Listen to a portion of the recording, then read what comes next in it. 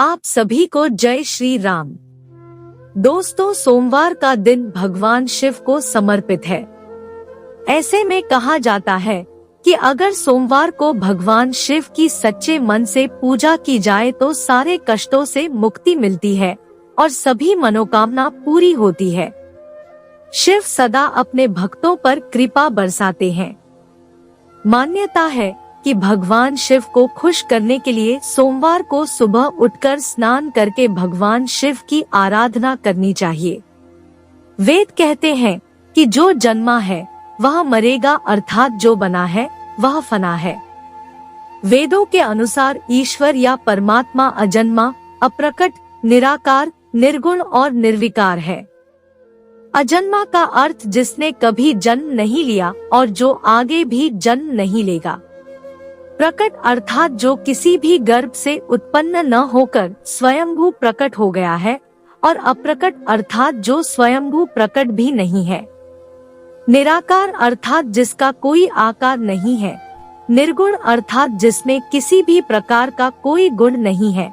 निर्विकार अर्थात जिसमें किसी भी प्रकार का कोई विकार या दोष भी नहीं है। अब सवाल यह उठता है कि फिर शिव क्या है?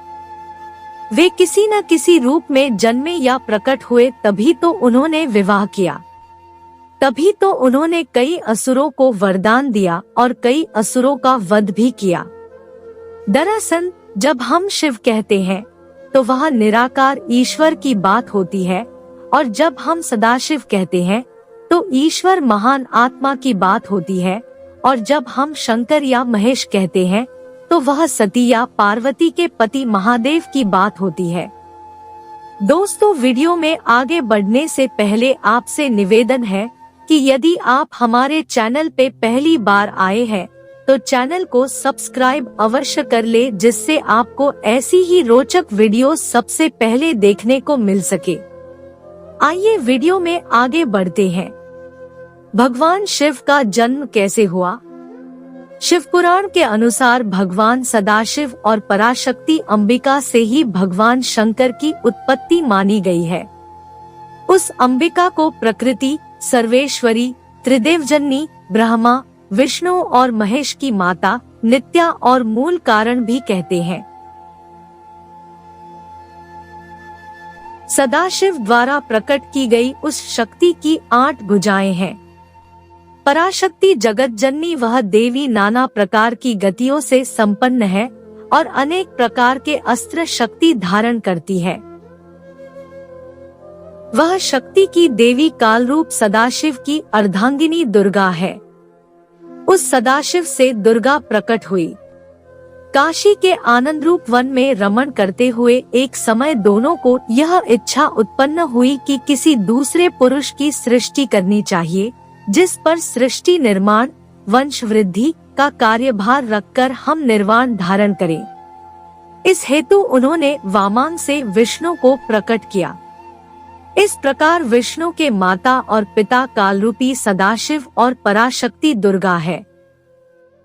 विष्णु को उत्पन्न करने के बाद सदाशिव और शक्ति ने पूर्ववत प्रयत्न करके ब्रह्मा जी को अपने दाहिने अंग से उत्पन्न किया और तुरंत ही उन्हें विष्णु के नाभि कमल में डाल दिया। इस प्रकार उस कमल से पुत्र के रूप में हिरण्यगर्भ ब्रह्मा का जन्म हुआ। एक बार ब्रह्मा और विष्णु दोनों में सर्वोच्चता को लेकर लड़ाई हो गई, तो बीच में कालरूपी एक स्तंभ आकर खड़ा हो गया। तब ज्योतिर्लिंग रूप काल ने कहा, पुत्रों, तुम दोनों ने तपस्या करके मुझसे सृष्टि, जन्म और स्थिति, पालन नामक 2 कृत्य प्राप्त किए हैं। इसी प्रकार मेरे विभूति स्वरूप रुद्र और महेश्वर ने 2 अन्य उत्तम कृत्य, संहार, विनाश और तिरोभाव, अकृत्य मुझसे प्राप्त किए हैं, परंतु अनुग्रह, कृपा करना नामक दूसरा कोई कृत्य पा नहीं सकता। रुद्र और महेश्वर दोनों ही अपने कृत्य को भूले नहीं हैं, इसलिए मैंने उनके लिए अपनी समानता प्रदान की है। सदाशिव कहते हैं, ये रुद्र और महेश मेरे जैसे ही वाहन रखते हैं, मेरे जैसा ही वेश धरते हैं और मेरे जैसे ही इनके पास हथियार है। वे रूप, वेश, वाहन, आसन और कृत्य में मेरे ही समान है। अब यहाँ 7 आत्मा हो गई ब्रह्मा, परमेश्वर से सदाशिव, सदाशिव से दुर्गा, सदाशिव दुर्गा से विष्णु, ब्रह्मा, रुद्र, महेश्वर। इससे यह सिद्ध हुआ कि ब्रह्मा, विष्णु, रुद्र और महेश के जन्मदाता कालरूपी सदाशिव और दुर्गा है। आशा करती हूँ कि आपको वीडियो पसंद आई होगी। दोस्तों, वीडियो को लाइक शेयर करना न भूले और कमेंट्स में जय श्री राम लिखना ना भूले। मिलती हूँ आपसे अगली वीडियो में, तब तक के लिए आप सभी को जय श्री राम। हर हर महादेव।